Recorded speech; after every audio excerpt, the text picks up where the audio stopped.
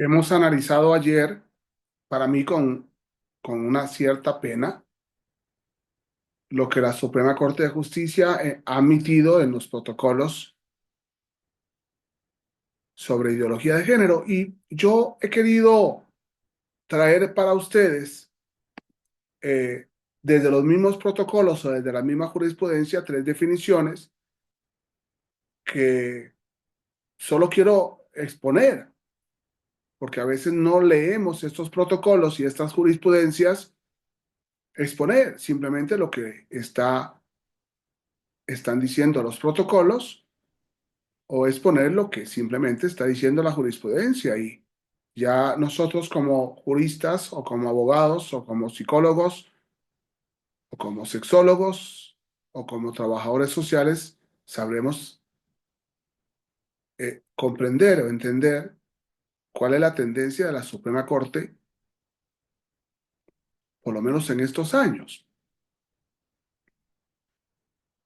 Identidad de género. ¿Qué es para la Suprema Corte de Justicia la identidad de género? Y entonces la Suprema Corte de Justicia nos dice en uno de los protocolos, este término se utiliza para hacer alusión a la vivencia interna e individual del género, tal como cada persona la siente profundamente.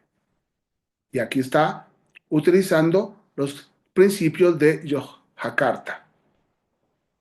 Se trata del género con el que cada persona se identifica, el cual puede o no ser coincidente con el sexo que le fue asignado al nacer. Segunda idea. Así, habrá personas que al ser asignadas al nacer como mujeres u hombres, en efecto se identifiquen con ese género. O bien, quienes a pesar de sus características físicas y fisiológicas, se identifiquen con el sexo opuesto, o que incluso no se sientan identificadas con alguno de ambos sexos. El término utilizado para aquellas personas cuya identidad de género coincide con el sexo que les fue asignado al nacer es el de personas cisgénero.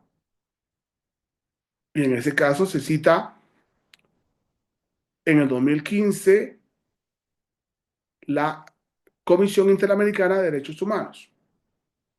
En cambio, se ha recurrido al término personas trans para describir las diferentes variantes de las identidades de género, cuyo denominador común es que el sexo asignado al nacer no concuerda con su identidad de género. Se cita a la Comisión Interamericana de Derechos Humanos ambas citas del protocolo de la Suprema Corte de Justicia para cómo juzgar en perspectiva de género.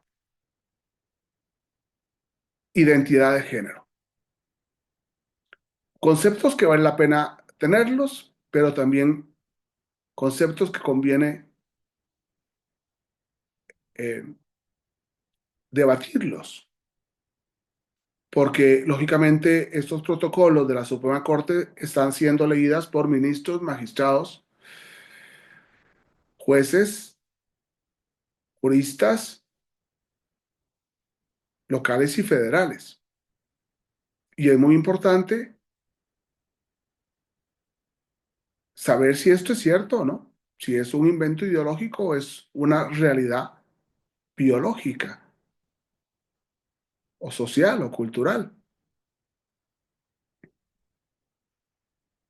Identidad de género. Debemos como jueces respetar a las personas según su propia identidad de género o tenemos que resolver según su sexualidad masculina o femenina, según la indica una realidad biológica de la mujer o del varón.